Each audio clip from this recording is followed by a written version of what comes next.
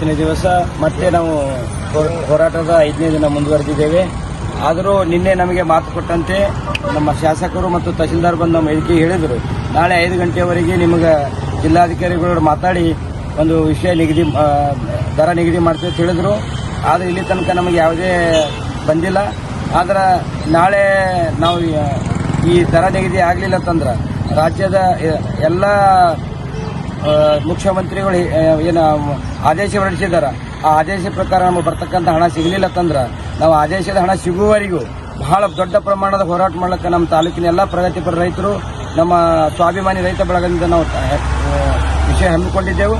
ದಯವಿಟ್ಟು ಎಲ್ಲರೂ ಈ ಹೋರಾಟಕ್ಕೆ ಹೆಚ್ಚಿನ ಸಂಖ್ಯೆಯಲ್ಲಿ ಬರಬೇಕಾಗಿ ತಮ್ಮಲ್ಲಿ ರೈತ ಮುಖಂಡರಿಗೆ ನಾನು ಮನವಿ ಮಾಡ್ತೇನೆ. ಅಫಜಲ್ಪುರ ತಾಲೂಕಿನಲ್ಲಿ ಸ್ವಾಭಿಮಾನಿ ಕಬ್ಬು ಬೆಳೆಗಾರರ ಒಂದು ಹೋರಾಟ ಸಮಿತಿ ವತಿಯಿಂದ ಬೃಹತ್ತಾದಂಥ ಒಂದು ಹೋರಾಟವನ್ನು ಹಮ್ಮಿಕೊಂಡಿದ್ದೇವೆ.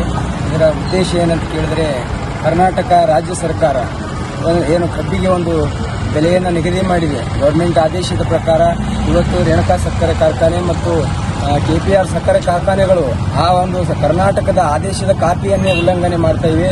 ಆ ಆದೇಶದ ಪ್ರಕಾರ ಆ ಒಂದು ಸಕ್ಕರೆ ಕಾರ್ಖಾನೆಗಳು ರೇಟ್ ಕೊಡೋದಕ್ಕೆ ಒಪ್ಪುತ್ತಾ ಇಲ್ಲ. ಹಾಗಾಗಿ ಮಾನ್ಯ ಜಿಲ್ಲಾಧಿಕಾರಿಗಳು ಮತ್ತು ಆ ಒಂದು ಕಾರ್ಖಾನೆಯ ಮಾಲೀಕರನ್ನ ಒಪ್ಪಿಸಿ ನಮಗೆ ರೈಟಿಂಗ್ನಲ್ಲಿ ನಮಗೆ ಸಿಗತಕ್ಕಂಥ ಏನು ಕಬ್ಬಿಗೆ ಬೆಲೆ ಇದೆ, ಆ ಗೌರ್ಮೆಂಟ್ ಆದೇಶದ ಕಾಪಿ ಪ್ರಕಾರ ನಮ್ಮ ಅಫಜಲ್ಪುರ ತಾಲೂಕಿನಲ್ಲಿ 3,150 ರೂಪಾಯಿ ರೇಟ್ ಬರ್ತದೆ. ಇದು ನಾವು ಕೊಟ್ಟಿರುವಂತಹ ದಾಖಲೆ ಅಲ್ಲ, ಕರ್ನಾಟಕ ರಾಜ್ಯ ಸರ್ಕಾರ ಕೊಟ್ಟಿರುವಂತಹ ದಾಖಲೆ ಪ್ರಕಾರ 3,150 ರೂಪಾಯಿ ಏನು ರೈಟಿಂಗ್ನಲ್ಲಿ ಕೊಡುವವರೆಗೆ ಇದು ನಿರಂತರವಾಗಿ ಹೋರಾಟ ನಡೀತದ. ನಾಳೆ ಅಫಜಲ್ಪುರ ತಾಲೂಕನ್ನು ಸಂಪೂರ್ಣವಾಗಿ ಅಫಜಲ್ಪುರ ತಾಲೂಕಿನಲ್ಲಿ ದೊಡ್ಡ ಪ್ರತಿಭಟನೆ ಒಂದು ಹೋರಾಟವನ್ನು ಹಮ್ಮಿಕೊಂಡಿದ್ದೇವೆ. ಇಡೀ ಅಫಜಲ್ಪುರ ತಾಲೂಕಿನ ಎಲ್ಲ ಆತ್ಮೀಯ ಸ್ವಾಭಿಮಾನಿ ರೈತ ಬಂಧುಗಳು ಆ ಒಂದು ಬೃಹತ್ತಾದಂತಹ ಒಂದು ಪ್ರತಿಭಟನೆಯಲ್ಲಿ ಭಾಗಿಯಾಗಿ ಯಶಸ್ವಿಗೊಳಿಸಬೇಕೆಂದು ತಮ್ಮಲ್ಲಿ ಅತ್ಯಂತ ಕಳಕಳಿಯಿಂದ ಕೇಳ್ಕೊಳ್ತಾ ಇದ್ದೇನೆ.